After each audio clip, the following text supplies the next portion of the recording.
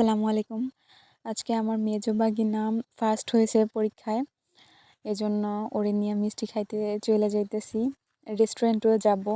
এই যে ওরা রাস্তায় দাঁড়ায় ছিল আমাদের জন্য। ওরা তো অনেক খুশি ঘুরতে যাবে এজন্য। প্রতিবারই এরকম যদি ওরা ফার্স্ট হয় বা ভালো রেজাল্ট করে তাইলে মিষ্টি খাওয়ানো হয় ওদেরকে। পরে এই যে আমরা চলে আসলাম রেস্টুরেন্টে। এটা হচ্ছে পাটগাতি স্ট্যান্ডে এই রেস্টুরেন্টটা। প্রথম গেছি আমরা এখানে। সব ধরনের খাবার এখানে আছে, A to Z।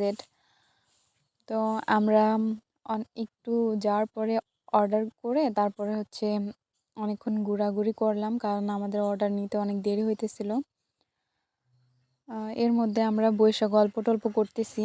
তারপরে এই যে মেনু কার্ড দেখে অর্ডার করছি। আর আমার আব্বু, মানে আমার শ্বশুর আব্বু, ওই যে তার জন্য সে গরুর মাংস দিয়ে ভাত খাবে, তার জন্য গরুর মাংস দিয়ে ভাত অর্ডার করা হয়েছে। সে খাবার খাচ্ছে। আর আমাদেরগুলা হচ্ছে করতে হবে, মানে একটু আসতে দেরি হবে, ওগুলো রেডি করে তারপরে দেবে আমাদের খাবারগুলা। এই ততক্ষণ আমরা বসে গল্প করতেছিলাম। এই যে পরে একটা আসলো, একটা আসার পরে ওরা বাচ্চা মানুষ তো খাই ফেলতেছে আগে আগে, কোনো ছবি তুলি নাই, মানে পিকচারও তুলি নাই, কিছুই করি নাই। ওরা খাবার আসার পরেই তাড়াতাড়ি খাইতেছে। তারপরে যে কতক্ষণ পরে আবার আসছে মোমো, তারপরে চিকেন ললিপপ, আরও বার্গার টার্গার অনেক কিছু খাওয়া হয়েছে, কিন্তু এগুলার ভিডিও নেওয়া হয় নাই কারণ ওরা খাই ফেলছে আনার সাথে সাথে, ওইটুকু করার সময় দেয় নাই। তারপরে হচ্ছে এই যে ওদের স্যার ম্যাডামদের জন্য মিষ্টি নেওয়া হইতেছে, বাড়িতেও আনা হইতেছে সবাই খাওয়ানোর জন্য। এই যে আমার ননদ কিনতেছে মিষ্টি, আর ওরা ওই যে ওইখানে অ্যাকোয়ারিয়াম ছিল, সেই মাছ দেখতেছে আর মজা করতেছে। ওদের সাথে সাথে আমিও অ্যাকোয়ারিয়াম দেখলাম। অ্যাকোয়ারিয়াম আমার অনেক পছন্দ। জানি না অ্যাকোয়ারিয়াম কবে কিনতে পারবো, ভবিষ্যতে কিনবো কোনো এক সময় ঘরের মধ্যে রাখার জন্য। আর ওরাও বলতেছিল যে ওদের বাসায় একটা কিনবে।